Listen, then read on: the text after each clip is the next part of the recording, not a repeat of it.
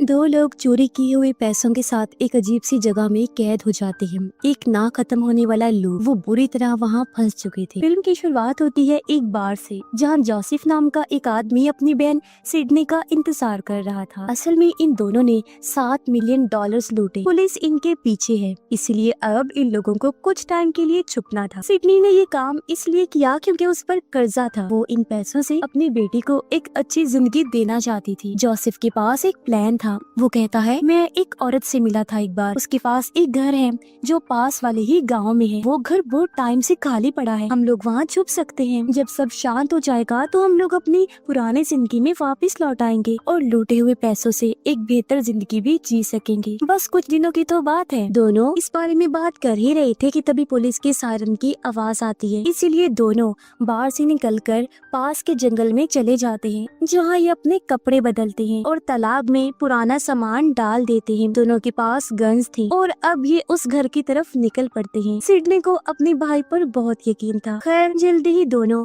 खेतों के पास पहुंच जाते हैं। अब खेतों से गुजरते हुए उन्हें गोली चलने की आवाज आई। जब ये उस घर के करीब पहुंचे तो देखा कि 3 लड़की वहाँ मस्ती कर रहे हैं। वो निशाना लगा रहे थे। सिडनी गन लेकर बाहर आती है और उन्हें वहाँ से जाने के लिए कह रही थी। वो लड़के सिडनी से नहीं डर रहे थे, लेकिन जैसे जोसेफ दूसरी तरफ से आकर गोली चलाता है, वो लड़के वहाँ से भाग जाते हैं। जोसेफ सिडनी से कहता है कि हमें जल्दी अंदर जाना चाहिए, जिसके साथ ही दोनों घर में घुस आते हैं। घर काफी पुराना था। ऐसा लग रहा था कि बहुत टाइम से यहाँ कोई भी नहीं रह रहा। सामान भी बिखरा पड़ा था और जमीन पर गंदगी। अब एक बात मैं आपको बताती चलूं कि जिस इंसान ने जोसेफ को ये घर दिया, उसने इसका राज भी बता दिया था। राज ये था कि इस घर में टाइम ट्रेवल होता है, यानी इंसान किसी भी टाइम जैसे कि पास्ट या फ्यूचर में जा सकता है। सिर्फ यही नहीं, बल्कि वो इंसान दूसरी दुनिया में भी भेजा जा सकता है। जोसेफ ने सोचा कि अगर वो यहाँ कुछ टाइम बिताएंगे तो शायद चोरी का नामो निशान ही मिट जाए। अब जोसेफ को इंस्ट्रक्शंस दिए गए थे, यानी कुछ जरूरी बातें उसे बताई गई थी। घर में 2 पुरानी घड़ियां थी, जिनका टाइम इंस्ट्रक्शंस में दिए गए हिसाब से सेट करना था। अब तभी पुलिस सायरन की आवाज आती है। सिडनी भागने के लिए कहती है, मगर जोसेफ ने कहा कि हमें बेसमेंट में जाना होगा। दरवाजा घड़ियों की कॉम्बिनेशन से ही खुल जाएगा, यानी हम घड़ियों की सुइयां जिस खास तरीके से घुमाएंगे उसी से दरवाजे को खोला जा सकता है। दोनों जल्दी से घड़ियों की कॉम्बिनेशन सेट कर देते हैं और बेसमेंट का दरवाजा खुलने के बाद ये लोग जल्दी से नीचे चले गए। उन्हें महसूस हुआ जैसे पुलिस अंदर आ चुकी है और घर की तलाशी ले रही है। जोसेफ एक पुरानी डायरी खोलता है और सिडनी से कहता है कि वो टेलीफोन पर एक खास नंबर डायल करे। सिडनी फोन उठाती है और नंबर डायल करने के बाद वो 3 अजीब लफ्ज बोलती है, जो दरअसल कोड वर्ड थे। अचानक चारों तरफ अंधेरा छा गया और सब कुछ शांत हो जाता है। जब ये दोनों बेसमेंट से बाहर आए तो देखा कि घर का नक्शा ही बदल चुका है। सारा सामान अपनी जगह पर था। घर नया लग रहा था, मानो जैसे कोई इस घर में रह रहा हो, क्योंकि ये दरअसल टाइम ट्रेवल करके एक नए टाइम में पीछे आ गए थे जब ये घर नया था। जोसेफ डायरी के इंस्ट्रक्शंस पर अमल करता है और एक रूम की घड़ी को वापिस से घुमा कर चला देता है। सिडनी हैरान थी। उसे यकीन नहीं हो रहा था कि ये सब सच में हो रहा है, मगर ये भी एक सच है कि दोनों बेवकूफ हैं। जिसने भी उन्हें इस घर में भेजा वो खुद यहाँ नहीं है। इसका मतलब के बाद कुछ और है जो बहुत खतरनाक है। अब जोसेफ उसे समझाता है कि अब ये जगह हमारे लिए बिल्कुल महफूज है, मगर एक शर्त पर। हमें यहाँ 14 दिन तक रहना होगा, फिर हम अपने टाइम लाइन में वापस चले जाएंगे जहाँ सब शांत हो चुका होगा। दोनों ये सोचकर खुश होते हैं कि चलो यहाँ कोई हमें ढूंढने तो नहीं आएगा ना। कम से कम किचन भी पूरा खाने के सामान से भरा हुआ था। टेबल पर रिकॉर्ड्स, मूवीज पड़ी हुई थी उनके टाइम पास के लिए। पहले दिन दोनों सिर्फ आराम करते हैं। फिर अगले दिन जोसेफ पास से घूमने गया। घर से ज्यादा दूर नहीं, क्योंकि इस घर की एक लिमिट थी, एक हद जिसे वो पार नहीं कर सकते। जोसेफ को ये बताया गया था। घर में सिडनी को कुछ कपड़े मिले। घर का सामान थोड़ा अजीब था, पुराना सामान भी मौजूद था और मॉडर्न नया भी। पर अभी के लिए इन दोनों को इस बात से कोई फर्क नहीं पड़ता, क्योंकि उन्हें तो बस छुपना था। शाम को ये दोनों खाना बनाते हैं, बाद में पैसों का हिसाब किताब कर लेते हैं। उन्हें हर चीज को लिखना था। सिडनी अपनी बेटे की तस्वीर देखती है और खुद को तसल्ली देती है कि सब कुछ ठीक होने वाला है। दिन गुजरते गए, 13 दिन ऐसे ही निकल जाते हैं। एक रात ये दोनों घर में मौजूद किसी एंटीक चीज यानी जो कीमती और पुरानी थी उसे लेकर बात कर रही थी। फिर अपनी गुजरी जिंदगी को लेकर बातें शुरू कर देते हैं। पता चला कि उनका पास्ट इतना अच्छा नहीं था। बातों से लग रहा था जैसे जोसेफ ने कभी अपनी बहन को सपोर्ट और टाइम ही नहीं दिया, मगर दोनों बहन भाई आज साथ होने की वजह से खुश हैं। फिर ये अपने मॉम डैड को याद करने लगती है। सिडनी को एक गाने की धुन याद आती है जो उसने बचपन में सुनी थी और ये उसकी माँ का पसंदीदा गाना था। खैर ऐसे ही 2 हफ्ते पूरे हो जाते हैं। ये लोग खुश थे कि अब ये यहाँ से चले जाएंगे। सिडनी अपनी बेटी के पास लौटने के लिए बेचैन थी। दोनों घर साफ करने लगते हैं और जोसेफ सारा कचरा जला देता है। अब जैसा कि इन लोगों ने पहले बेसमेंट में इंस्ट्रक्शंस को फॉलो किया था और एक अलग टाइमलाइन में आ गई थी, वैसे ही उन्हें अपनी टाइमलाइन में वापस लौटने के लिए कुछ इंस्ट्रक्शंस फॉलो करने थे। इसीलिए वो बेसमेंट की तरफ चल देते हैं, लेकिन उन्हें झटका तब लगा जब उन्होंने देखा कि बेसमेंट का दरवाजा किसी ने बंद कर दिया है। पता चलता है कि यहाँ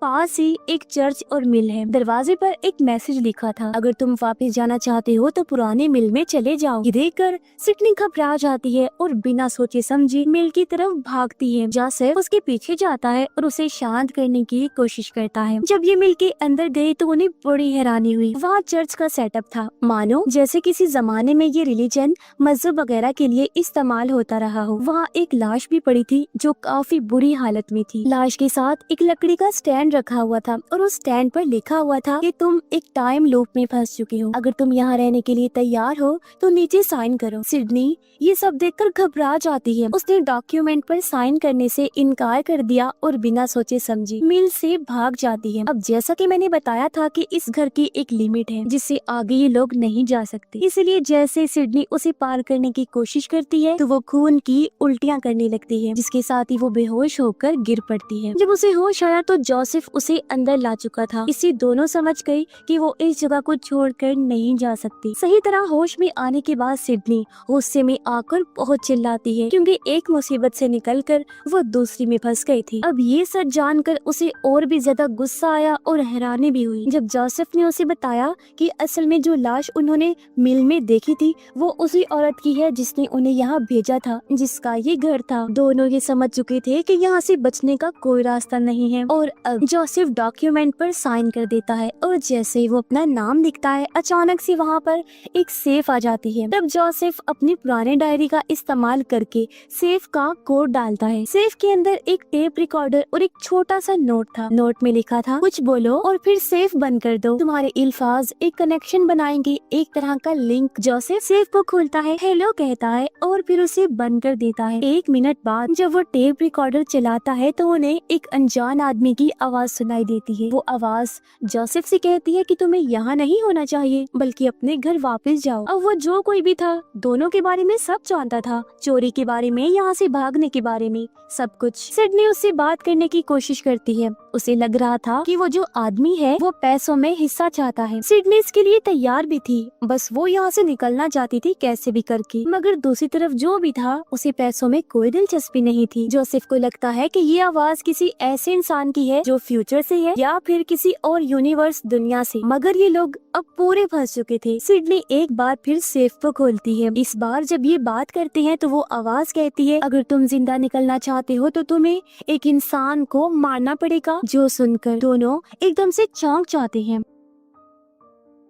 सिडनी पूछती है कि कौन सा इंसान? वो आवाज कहती है, एक अनजान इंसान जो यहाँ आएगा, तुम्हें उसे मारना होगा, उसके सबूत मिटाने होंगे, तभी तुम वापस अपनी दुनिया में जा सकोगे। हम तुम्हें ट्रैक कर पाए लेकिन उसे नहीं कर पाए। हमें नहीं पता कि वो किस जमाने में है, किस टाइम में दाखिल हुआ है। अगर उसे मार दिया तो तुम वापस अपने टाइम लाइन में जा सकोगे, लेकिन अगर नहीं मारा तो तुम्हारे उस टाइम लाइन में तुम्हारा वजूद मिटा दिया जाएगा। ये अनजान इंसान कब सामने आएगा, हमला करेगा, हम कुछ नहीं कह सकते, मगर एक दिन वो तुम्हें मारने जरूर आएगा, ये हम कह सकते हैं। ये सब जानकर दोनों वापस घर के अंदर आते हैं और प्लान बनाते हैं कि वो इन हालात से कैसे पड़े। दोनों कुछ हथियार आसपास छुपा लेते हैं क्योंकि पता नहीं वो अनजान इंसान कब कहां कैसे आकर हमला करते। ये बारी बारी पहरा देने के लिए भी तैयार थे। कई महीने गुजर जाते हैं मगर कोई नहीं आता। ये इस जगह से निकल भी नहीं सकते थे। हाँ, मगर ये बात अच्छी थी कि हर बार खाना नया हुआ करता था क्योंकि ये सब लूप में चल रहा है। तो अगर फ्रिज खाली हो जाता है तो उसे बंद करके जब दोबारा खोलते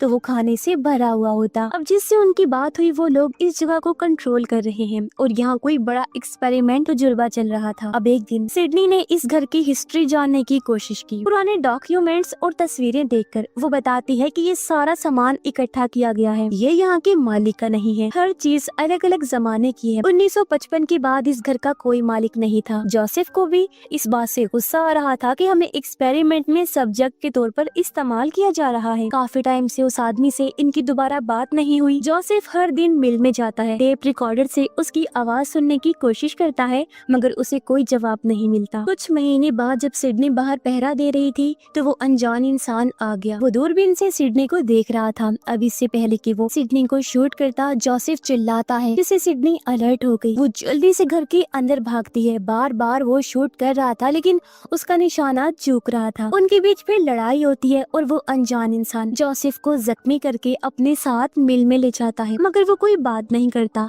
अब वो भी चाहता था कि जोसेफ उसके लिए बात करे उन लोगों से और जो लोग इस जगह को कंट्रोल कर रहे हैं उन्हें बता सके कि जोसेफ ने अनजान आदमी को मार दिया है। जब वो लोग सबूत मांगते हैं तो जोसेफ झूठ बोल देता है कि सर्दी बहुत थी, मैं उसकी लाश ढूंढ नहीं पाया। मगर वो लोग समझ गए थे कि ये झूठ बोल रहा है। इस टाइम सिडनी घर पर थी। एक सेफ वहाँ भी आ गया। वो सिडनी को कहती है कि हम नहीं जानते वो कौन है मगर ना तो वो तुम हो ना जोसेफ, यानी कि वो तुम्हारा कोई फ्यूचर वाला रूप नहीं है, तुम्हारे मॉम डैड भी नहीं है, लेकिन जो भी है उसे तुम्हें मारना ही होगा। जब ये अनजान इंसान घर में दाखिल हुआ तो सिडनी उससे लड़ती है और जब उसने उसका मास्क उतारा तो सिडनी के तो होश उड़ गए क्योंकि ये और कोई नहीं बल्कि उसकी बेटी थी। इतने में जोसेफ भी वहाँ आ गया और तब तक सिडनी की बेटी ने अपना चेहरा छुपा लिया था। वो भी इसे मारना चाहता था मगर सिडनी जोसेफ को रोकने की कोशिश कर रही थी लेकिन उसने गोली चला दी। अब अपनी बेटी की जान बचाने के लिए सिडनी सामने आ गई थी। तब गोली उसे लग गई और वो मरने वाली थी। साथ ही वो जोसेफ को बता भी नहीं पाई थी कि वो मेरी बेटी है और तब मौका पाकर वो वहाँ से निकल जाती है और तब सिडनी मारी जाती है। अपनी बहन की मौत पर जोसेफ बहुत दुख में था। बाद में उसने उसकी लाश को दफन कर दिया। फिर वो उन लोगों से राब्ता करता है और रिक्वेस्ट करने लगा कि प्लीज मुझे मेरे वक्त में वापस भेज दें ताकि मैं अपनी गलती को सुधार सकूं। एक आखिरी मौका दे दें प्लीज। तो वो लोग मान भी जाते हैं और जोसेफ को उस टाइम में भेज देते हैं जिस दिन चोरी के पैसे लेकर वो इस घर में आने वाली थी। और अब जोसेफ पास्ट में जाकर यानी टाइम में काफी पीछे जाकर अपने असली वाले रूप को मार देता है और फिर अपनी बहन को लेकर यहाँ वापस आ जाता है। मगर इस बार भी वो गलती से अपनी बहन को मार देता है और ऐसा सिर्फ एक बार नहीं बल्कि कई बार होता है और बार बार होता रहता है। ऐसे ही फिर काफी साल गुजर जाते हैं जहाँ लूप में एक बार फिर सिडनी बार में आती है। हम देखते हैं कि जोसेफ काफी बूढ़ा हो चुका है। वो सिडनी से कहता है मैंने बहुत कोशिश की तुम्हें बचाने की पर हर बार मैं गलती से तुम्हें मार देता हूँ। ऐसा लूप की वजह से बार बार चलता रहेगा। इसका सिर्फ एक ही हल बचा है और वो ये है कि तुम मुझे ही मार डालो। पैसों को छोड़ो और अपनी बेटी के पास वापस चले जाओ। कभी उस घर में जाना ही मत क्योंकि ये पास्ट है जहाँ तुम जिंदा हो। अभी उस घर में नहीं गई तो सब रोका जा सकता है जिससे होगा ये कि लूप बंद हो जाएगा। वो उसे इतना मजबूर करता है कि सिडनी उसे शूट करके मार देती है लेकिन सायरन बजते ही वो वहाँ से भाग जाती है। मतलब कि ये साइकिल फिर से रिपीट होगा, दोबारा यही होता रहेगा, यानी कि वो फिर से इस घर में आएगी और एक ना खत्म होने वाला लूप फिर से एक्टिवेट हो जाएगा। अब हमें पता चलता है कि ये जगह उन लोगों ने ही बनाई थी क्योंकि वो काफी कुछ जानते थे और सब कंट्रोल कर रहे थे। 1955 के बाद से यहाँ ये एक्सपेरिमेंट हो रहे थे, इसीलिए तो अलग अलग सामान वहाँ पड़ा था। इसके अलावा यहाँ पर ऐसे बहुत सारे टाइम ट्रेवल वाले घर थे जहाँ अलग अलग लोग मौजूद थे। और इसी के साथ ही इस फिल्म की कहानी यहीं पर खत्म हो जाती है।